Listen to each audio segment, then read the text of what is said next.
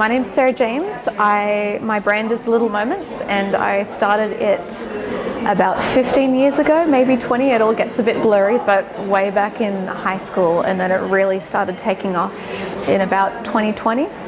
I started making in high school. I was really lucky. I had a jeweler, Maris Her, take me under her wing, and I spent afternoons and weekends at her place making jewelry and having a great time, and then managed to get a degree in it because I found out that exists. And yeah, now I have a little studio in Canberra in Australia where I make all my pieces from scratch by hand and have a wonderful time. I just love metal.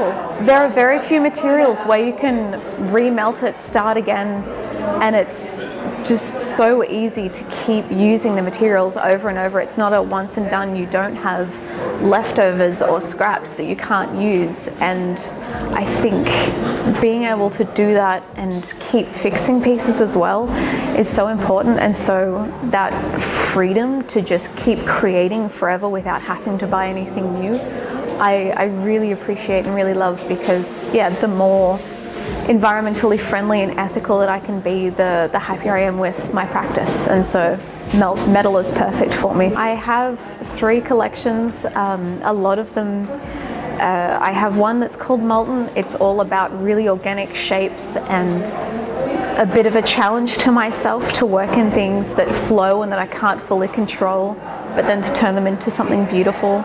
I have another collection that's called Coalescence, so that's these ones, where it's a really nice way to bring really quality jewelry to people, where it's not necessarily mass produced and it's not the same sort of thing over and over, but it's still nice and minimalist where you can wear it every day and it doesn't have to be gigantic, but it's still different. And then my final one is my Coercive Control collection, and that's really tricky and difficult for me to make. It's came from my other job, where it's a form of domestic violence, which is really difficult to work with, and so it was sort of me exploring that and hoping to give a bit of a platform to that, because a lot of people don't realize that that's a form of abuse that exists. So being able to get out there and make something about it and hopefully start conversations about it where people can go, "Oh, I love your rings." You go, "Oh, thank you. It's actually about this," so that then they can get that term coercive control out there and understand a little bit more about it and then start researching. And it was really important to me. So again, I make it myself.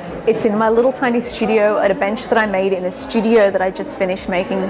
And every piece that I sell, when I sell it to somebody, it's all about, you can come back. As long as I have a bench, you can come back and I will fix your pieces. And I think that's really important, because there is a tendency of, once it's broken, throw it away, or once it's out of fashion, buy something new. But I love when people come back to me like, "Oh my goodness, I have had this ring for 10 years. It broke yesterday because, one person came to me because they were in a car accident and their ring had gotten crushed. It was just fix it, give it back, and then they have their favorite piece back." So being able to keep things in rotation and changing it without having to have new materials is really important to me. So that's been fantastic.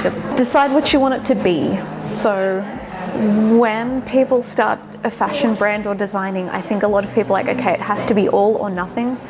But I think deciding, no, I want this to be a hobby, or no, I want this to be part-time, or I want it to be my entire life and every breath, is so important. Because if you go straight into it and go, I want this to be everything because that's what everyone says that it should be, it's not necessarily going to be the healthiest. And if it's not something you want to do all the time, that's okay. It can still be a passion and a career. It doesn't have to be a hobby or every single spare second.